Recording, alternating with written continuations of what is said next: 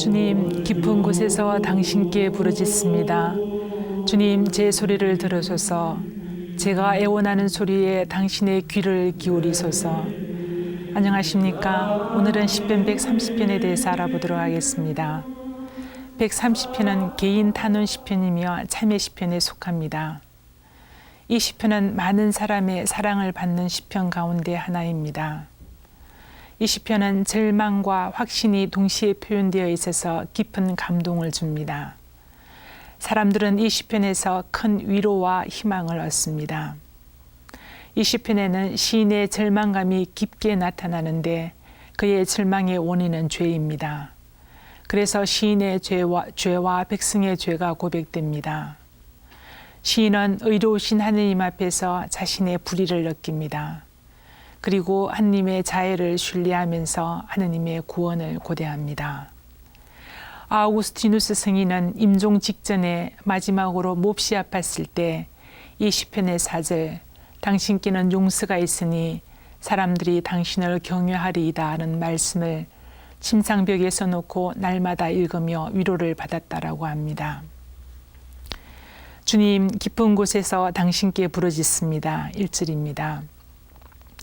깊은 곳의 장소는 은유적으로 자신이 처한 공경의 상황이나 자기 혼자 힘으로 빠져나갈 수 없는 상황을 말합니다. 깊은 곳은 일반적으로 절망과 상실감을 표현합니다. 여기서는 역경과 시련에 대한 은유로 사용되었습니다. 시인은 깊은 곳에 빠져 죽어가듯 허우적거리고 있습니다. 그는 인간뿐만 아니라 하느님으로부터 멀리 떨어져 있습니다. 그는 하느님으로부터 분리되어 버림받았습니다. 이 깊은 곳은 사람이 견디기 힘든 환경, 위험, 고통의 심연입니다. 시인의 고통이 깊은 혼돈의 바다로 묘사되고 있습니다. 성경에서 요나는 깊은 곳에 있었습니다. 그곳은 사람의 구조의 손길이 닿기 힘든 곳입니다. 그러나 중요한 사실은 하느님이 어떻게든지 깊은 곳에 또는 적어도 부르면 들리는 곳에 계시다는 점입니다. 깊은 곳은 기도할 때 자기를 내면화시킬 수 있는 단어입니다. 이 깊은 곳은 환자의 병, 억울한 자의 한, 실패한 자의 낙담일 수 있습니다. 깊은 곳은 외적인 것만이 아니라 정신적, 영적인 영혼의 깊은 어둠입니다. 어둠 속에서 시인의 마지막 희망은 주님께 부르짖는 것입니다. 부르짖음은 긴급 구호 요청의 성격을 지닙니다. 이것은 하느님이 계시다는 신뢰를 전제로 합니다. 주님, 당신께서 죄악을 살피신다면 주님, 누가 감당할 수 있겠습니까? 3절입니다. 성경에는 죄 없는 이가 없다고 합니다. 그러므로 시인은 하느님의 자비에 전적으로 의존되어 있는 인생입니다. 감당하다는 말은 견디다는 뜻이 아니라 홀로 서다는 뜻입니다. 이사야 예언자가 거룩하신 하느님 앞에 서기 위해서는 제단의 불로 정화되어야만 했습니다. 누가 감당할 수 있겠습니까? 라는 표현은 죽음의 물사들 속에 휩쓸려 있음을 나타냅니다. 이것은 깊은 절망감을 표현합니다. 절망의 원인은 죄입니다.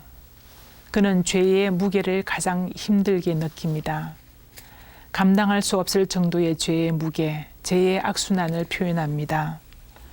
죄는 하느님과의 관계를 단절시킵니다.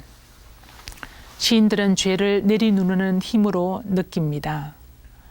어떤 시인은 죄가 파괴의 힘을 발휘한다라고 말합니다. 그리고 죄악의 노예가 된 상태, 자기가 감당할 수 없는 죄를 표현하기도 합니다. 그러나 당신께는 용서가 있으니 사람들이 당신을 경외하리이다. 4절입니다. 하느님께는 용서가 있습니다. 용서는 하느님께 속한 것입니다. 하느님 말고 누가 용서할 수 있습니까? 용서는 절대적으로 주님의 것이기에 희망을 가질 수 있습니다. 하느님은 본질적으로 용서해 주시는 분입니다. 구약 성경에서는 하느님만이 용서하실 수 있습니다. 그분만이 죄를 제거해 주실 수 있습니다. 이 시편에서는 죄의 고백 후에 용서가 있다고 선언합니다. 주님 앞에 무릎을 꿇고 자신의 죄를 고백할 때 주님께서는 용서하시고 죄의 무거운 짐을 벗겨주십니다. 하느님의 용서는 죄를 묵과하는 것 이상입니다. 용서는 죄에서 벗어나지 못하고 절망적인 상태에 있는 이들을 은총으로 돌봐주심으로써 죄의 사슬을 끊어줍니다. 계약이 파괴된 이스라엘과 하느님의 관계에서 하느님은 용서해 주시는 분이십니다. 용서는 신뢰 회복을 위한 것입니다. 주님께서 우리를 용서하시는 목적은 그분을 경외하게 함에 있습니다. 용서는 죄인으로 하여금 주님께 대해 더 큰 경외심과 신뢰를 갖게 합니다. 나 주님께 바라네, 내 영혼이 주님께 바라며 그분 말씀에 희망을 두네. 5절입니다. 바라다, 희망을 두다라는 낱말은 신뢰의 표현입니다. 바라다를 2번 반복하여 주님의 기다림이 간절함을 나타냅니다. 주님은 희망의 하느님이십니다. 우리가 세상의 일에 마음을 두면 둘수록 우리는 더 불안해지지만 우리가 하느님께 마음을 두면 둘수록 우리는 희망을 얻게 됩니다.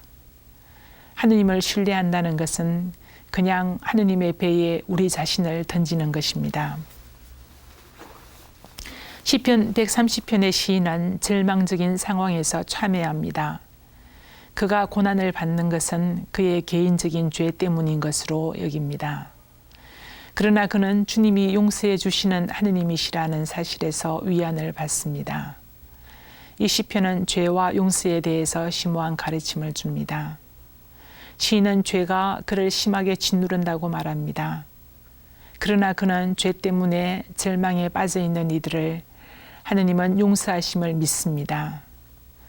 시인은 하느님의 용서하심을 희망하면서 그분의 용서를 청합니다. 주님의 용서로 우리는 그분을 더욱더 경외하게 됩니다.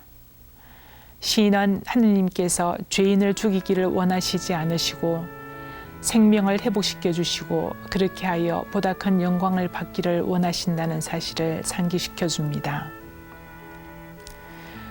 당신께는 용서가 있으니 사람들이 당신을 경외하리이다.